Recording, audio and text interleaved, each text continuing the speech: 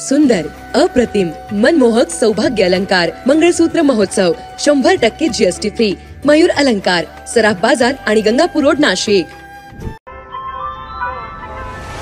ताज्या बातम्यांसाठी नाशिक न्यूजच्या YouTube चॅनलला सबस्क्राइब करा आणि बेल आयकॉनला प्रेस करा.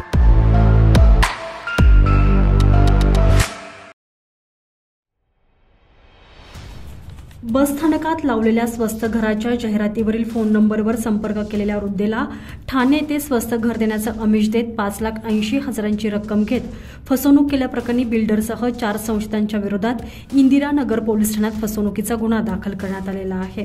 पोलिसांनी दिलेली माहिती आणि सुमन नामदेव सावंत यांनी दिलेल्या तक्रारीनुसार नाशिक येथील नातेवाईकाच्या त्या घरी आलेल्या होत्या. ठाणे येथून आल्यानंतर महामार्ग बस स्थानकात उतरल्या.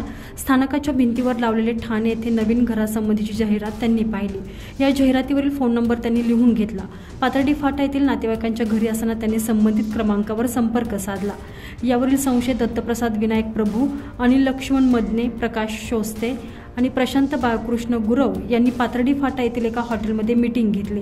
संशयितांनी विरार येथील फुलपाडा रोडवरील साईचरण अपार्टमेंट नावाच्या इमारतीत फ्लॅट विक्रीस असल्याचं सांगून सावंत यांना फुलपाडा रोडवरील बांधकाम सुरू असलेली दुसरीच इमारत दाखवण्यात आली. सावंत यांच्याशी साठे खत करारनामा केला.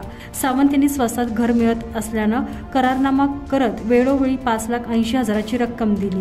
सावंत या संबंधित इमारतीचे बांधकाम पूर्ण झाल्यानंतर घर बघण्यास गेले असता त्या ठिकाणी दुसरेच कुटुंब राहत असल्याचं समजलं. सावंत यांनी कुटुंबियांना विचारणा केली असता साईचरण अपार्टमेंट नसल्याचं सांगत तुमची फसवणूक केल्याचं सांगण्यात आलं. महिलेने पोलिसात तक्रार केली. वरिष्ठ निरीक्षक तृप्ती सोनवणे पुढील तपास करत आहे. आणखीन कोणाची फसवणूक झाली असेल तर पोलिसांशी संपर्क साधावा असे आवाहन पोलिसांनी केले आहे.